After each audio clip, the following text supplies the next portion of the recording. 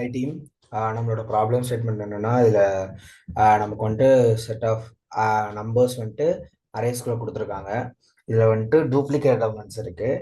அதை வந்துட்டு ரிமூவ் பண்ணிவிட்டு நம்ம இந்த நம்பர்ஸை வந்துட்டு டிசெண்டிங் ஆர்டரில் பிரிண்ட் பண்ணணும். ஸோ இதுதான் நம்மளோட ப்ராப்ளம் ஸ்டேட்மெண்ட். இப்போ நம்ம என்ன பண்ணுறோம்னா ஃபர்ஸ்ட் எப்பயும் போல் மெயின் கிளாஸ் டிக்ளேர் பண்ணிட்டு மெயின் மெத்தட் டிக்ளேர் பண்ணிவிட்டு கோட்குள்ளே வரும். கோடில் இப்போ என்ன போகிறோம்னா int n number of arrays வந்துட்டு டிக்ளேர் பண்ணிட்டு நம்பர்ன்ற வேரியபிள்குள்ள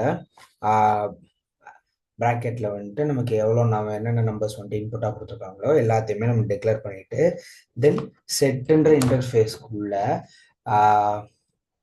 ப்ராக்கெட்டில் வந்துட்டு இன்டீஜர்னு கொடுத்துட்டு இங்கே ஓபிஜேன்னு ஆப்ஜெக்ட் கிரியேட் பண்ணுறோம். நியூ ஹேஷ் செட்டுன்றது வந்துட்டு ஒரு கிளாஸ்.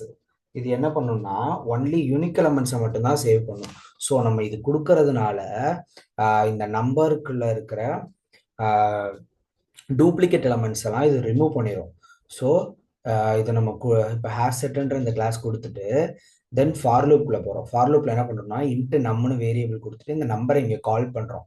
கால் பண்ணிட்டு இந்த ப்ராக்கெட்டுக்குள்ள இந்த object dot OBJ dot add நம்மனு இங்கே இந்த நம்பரை கால் பண்ணிட்டோம்.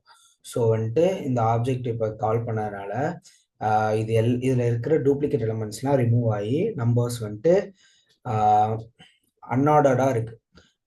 ஸோ இது முடிஞ்சதுக்கப்புறம் நம்ம என்ன பண்ண போறோம்னா இது எல்லாத்தையும் லிஸ்ட் பண்ணுறோம். ஏன்னா அன்ஆர்டராக இருக்குது. ஸோ லிஸ்ட்ன்ற இன்டர்ஃபேஸ்க்குள்ளவே இன்டீஜர் கொடுத்துட்டு லிஸ்ட்ன்னு ஒரு வேரியபிள் கிரியேட் பண்ணுறோம். நியூ அரே லிஸ்ட் ப்ராக்கெட்டில் வந்துட்டு இங்கே ஓபிஜேன்னு இங்கே இருக்கிற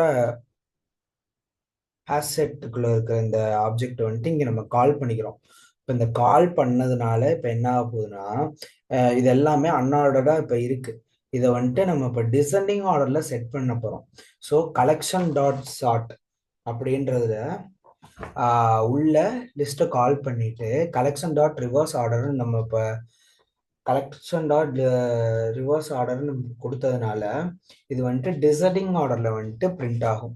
இது வந்துட்டு ஒரு பில்ட் மெத்தட் மாதிரி.